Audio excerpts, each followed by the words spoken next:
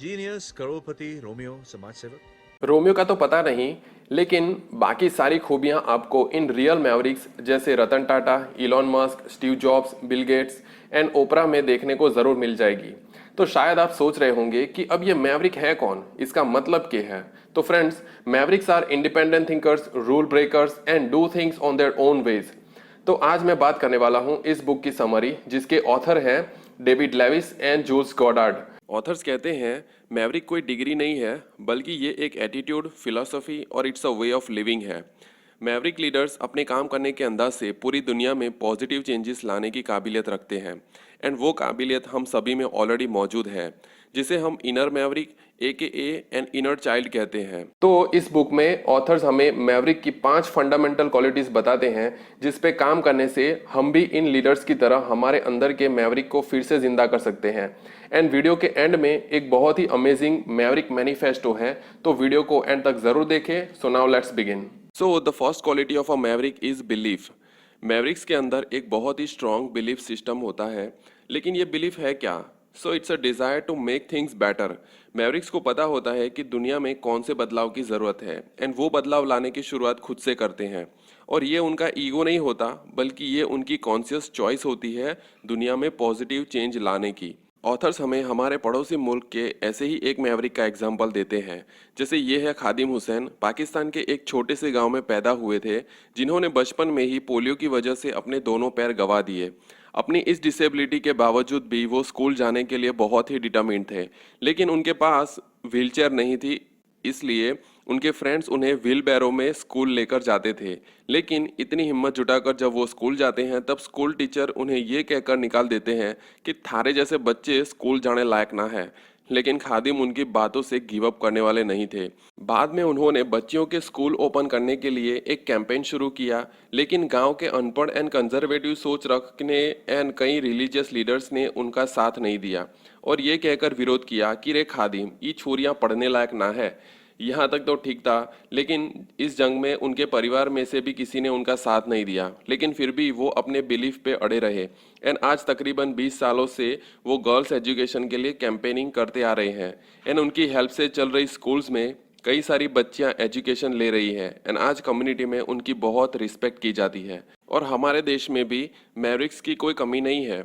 तो ये है श्रीकांत बोलांत इंडस्ट्री के मालिक, एंड ये है India's first blind IAS officer Pranjal Patil.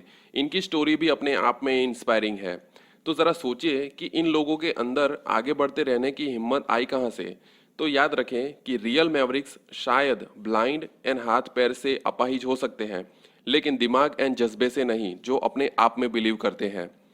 तो इन मैवरिक्स की तरह भी अपने आप में बिलीव करें एंड खुद से पूछें कि आप अपनी कम्युनिटी या कंपनी में कौन से बदलाव लाना चाहते हैं, आप कैसे चीज़ों को बेटर कर सकते हैं, और आप उसके बारे में क्या करने वाले हैं। और अंत में गांधी जी की इस बात को अपनी इंस्पिरेशन ज़रूर बनाएं कि be the change you wish to see in the world, और उस चेंज की शुरुआत होती है आपसे। और ये बदलाव खादिम अकेले नहीं ला पाए थे, एंड खादिम की तरह मैवरिक्स की सेकंड क्वालिटी है बीइंग रिसोर्सफुल, कि मैवरिक्स अपॉर्चुनिटी एंड प्रॉब्लम्स को आइडेंटिफाई करके वैल्यूएबल कनेक्शंस या नेटवर्क बनाते हैं। उनके अंदर अनएक्सपेक्टेड जगहों में से पोटेंशियल तलाश करने की काबिलियत होती है, और इसी के दम पे वो बड़ा बिजनेस या कम्युनिटी खड़ी कर देते हैं। अपना मिशन एंड आइडिया शेयर करने के लिए कन्वर्जेशन बहुत ही इंपॉर्टेंट है। इसी पे ऑथर कहते हैं कि दो क्लोज फ्रेंड से ज़्यादा दो लूजली कनेक्टेड लोगों के बीच हुआ कन्वर्जेशन एंड पार्टनरशिप ज़्यादा इफेक्टिव होती है। ऑथर इसका एग्जाम्पल देते हैं, तो ये है अरमेने मोदी। इन्होंने इंडिया में जेंडर इक्वालिटी को इम्प्रूव करने के लिए अपना NGO स्टार्ट करना चाहती थी, और NGO लॉन्च करने के लिए उन्होंने ना सिर्फ अपने क्लोज फ्रेंड एंड कलीग्स का एक सपोर्ट लिया, बल्कि उन्होंने फ्रेंड्स के फ्रेंड्स को भी अप्रोच किया, और उन्हें काफ़ी सपोर्ट भी मिला, एंड आस्थानोकाई नाम से अपना NGO लॉन्च कर पाई। आज 2 डेकेड्स बाद भी उनका NGO सोसाइटी में बड़े चेंजेस ला रहा है। जैसे साइकिलिंग टू सक्सेस जैसे कैंपेन ने गर्ल्स एजुकेशन को काफ़ी सपोर्ट किया है। So the point is, in the beginning friends and family की हेल्प लेना अच्छी बात है, लेकिन अगर आप एक्सपांड करने का सोच रहे हैं तो आप ज़्यादा दूर नहीं जा पाएंगे। इसके लिए आपको अपने नेटवर्क को बढ़ाना ही पड़ेगा। So the lessons are keep expanding your network and always be resourceful. और आपको क्या लगता है कि मोदी ने एनजीओ स्टार्ट करने के लिए किसी की परमिशन ली होगी कि सर मैं एनजीओ स्टार्ट करना चाहती हूँ, क्या आप मुझे परमिशन देंगे? और आयरन मैन ने सूट बनाने से पहले गवर्नमेंट से परमिशन ली होगी? मुझे तो नहीं लगता। And that is the third quality of a maverick, that is they are non conformist. कि मैवरिक्स ऑर्डर्स लेते नहीं, ऑर्डर्स देते हैं, but to make a positive change. Author एक और नॉन कन्फर्मिस्ट का एग्जाम्पल देते हैं, तो ये है Katharine Birbal Singh. Katharine London की स्कूल में एक टीचर थी और जिस स्कूल में वो पढ़ाती थी वहाँ की स्कूल सिस्टम में भेड़ चाल की तरह स्टूडेंट्स को ट्रीट किया जाता था। स्टूडेंट्स को लेकर बहुत ही नेगेटिव इम्पैक्ट क्रिएट हो रहा था। कैथरीन मानती हैं कि स्टूडेंट्स अपने बिहेवियर के जिम्मेदार वो खुद हैं और उन्हें अर्ली एज से ही रिस्पॉन्सिबल बनाना चाहती थी और स्कूल के सिस्टम को बदलना चाहती थी। इससे कैथरीन एंड स्कूल के बीच कहासुनी हो गई एंड कैथरीन को फोर्सफुली स्कूल से रिजाइन करवाया गया। उधर स्कूल ने कैथरीन के लिए दरवाजे बंद किए तो कैथरीन ने अपना ही दरवाज़ा बना लिया। इन्होंने मैकेला कम्युनिटी स्कूल नाम से अपनी ही स्कूल खोल ली। अब इस स्कूल की इंटरेस्टिंग बात यो है कि ये स्कूल गोरो की दूसरी स्कूल्स एंड स्टेटस से बहुत ही डिफरेंट है, इवन बिल्कुल ही ऑपोजिट है। और इससे कैथरीन को काफ़ी कंट्रोवर्सी झेलनी पड़ी क्योंकि इसमें स्टूडेंट्स को ट्रेडिशनल सब्जेक्ट्स पढ़ाए जाते हैं विद स्ट्रिक्ट डिसिप्लिन। जहां हर कोई स्कूल्स में बच्चों को रट्टू तोते बनाने में लगा है, वहां कैथरीन स्टूडेंट्स की skills, discipline, gratitude and leadership जैसे की एरियाज पे फोकस करती है। कैथरीन कहती है कि स्टूडेंट्स को strict discipline and high expectation से काफ़ी बेनिफिट मिलता है एंड उनके रिजल्ट्स अपने आप में बोलते हैं। और इनके कई सारे स्टूडेंट्स ने एकेडमिक में इम्प्रेसिव परफॉर्मेंस भी दिया है। ऑथर सजेस्ट करते हैं कि अगर आप नॉन कन्फर्मिस्ट अप्रोच अपनाएंगे तो आप कई लोगों को अपसेट कर देंगे, सो बी प्रिपेयर फॉर सेटबैक्स। अगर आप कैंडी बेचकर सभी को खुश करना चाहते हैं तो अलग बात है।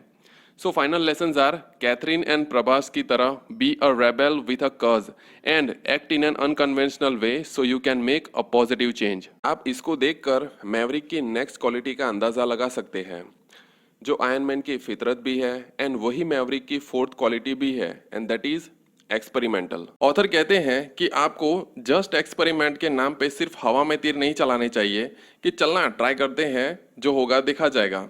बल्कि ऑथर कहते हैं कि बेस्ट रिजल्ट पाने के लिए आपको Elon Musk and iron man की तरह स्ट्रक्चराइज एक्सपेरिमेंट करना आना चाहिए ताकि फेल होने पर आप लेसन सीख सकें। अरे ये फिक्शनल एंड हिस्टोरिक एग्जाम्पल्स छोड़िए, तो याद कीजिए अपने बचपन के इनर मैवरिक को जब वो पहली बार साइकिल चलाना सीख रहा था।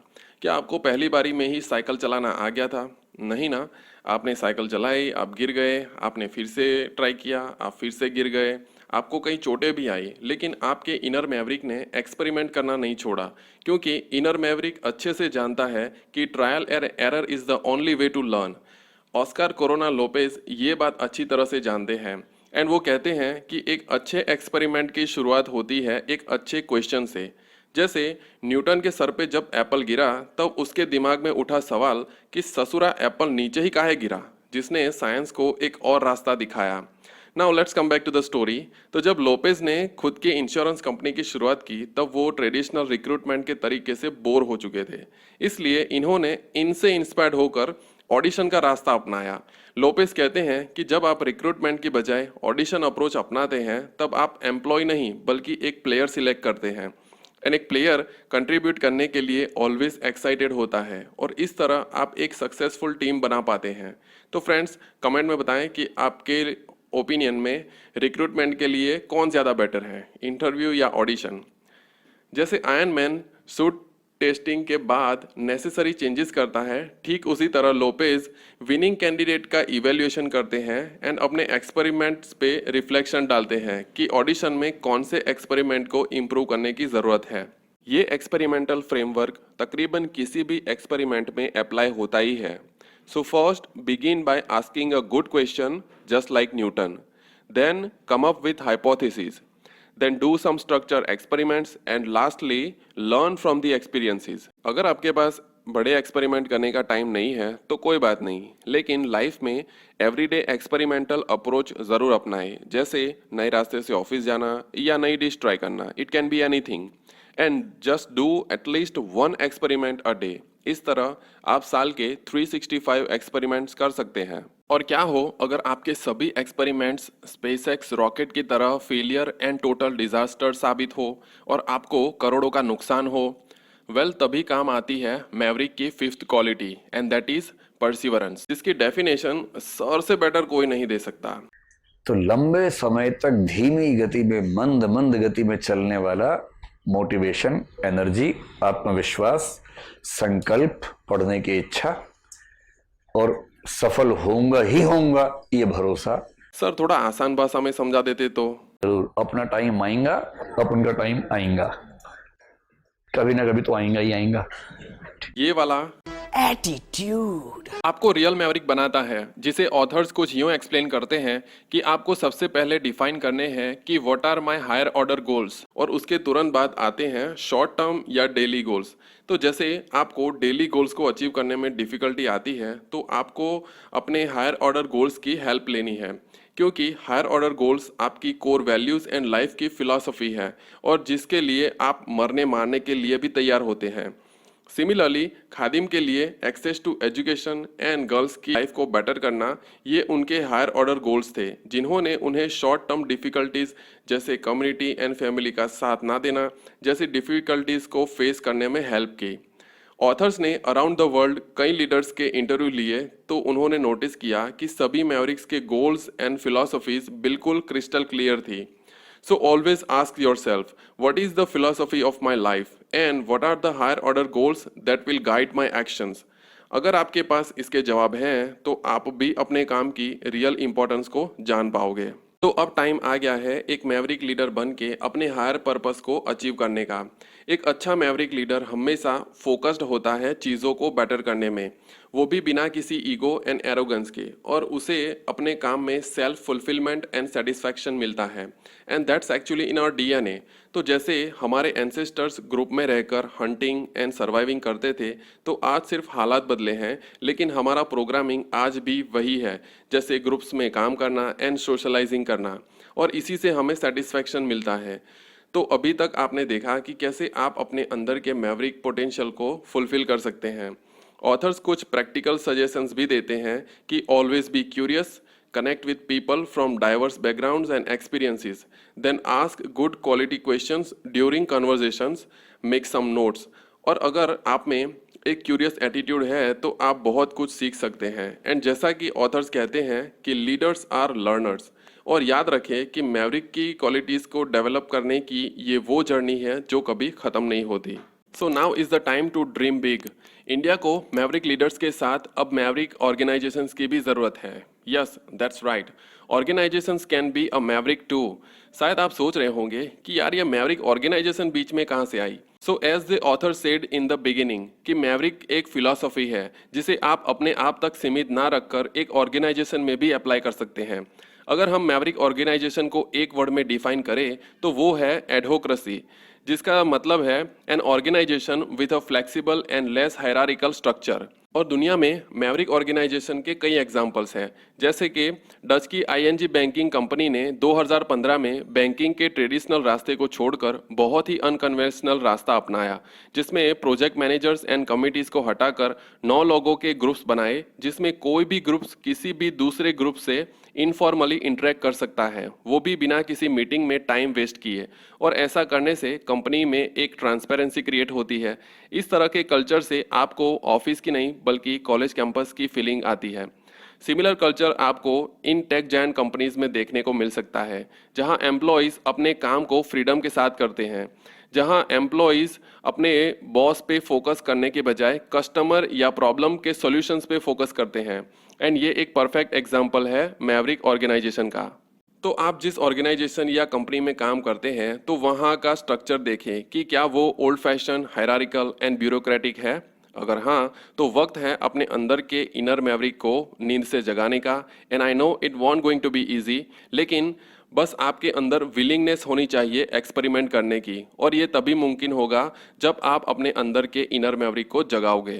तो आप वीडियो के एंड तक आ चुके हैं, तो अब वक्त है maverick manifesto AKA an affirmation का, जिसमें मैवरिक की 5 क्वालिटीज़ हैं। So just listen to this. I am a non-conformist, I am resourceful, resilient and experimental. I want to make things better and I know how. In life I am guided by a clear vision of my higher order goals and personal philosophy. और maverick manifesto सिर्फ बोलने से ना ही चलेगा, आपको iron man की तरह massive actions भी लेनी पड़ेगी, and I no you can. तो उम्मीद है कि आपको वीडियो थोड़ा पसंद आया होगा, तो इसे शेयर ज़रूर कीजिए।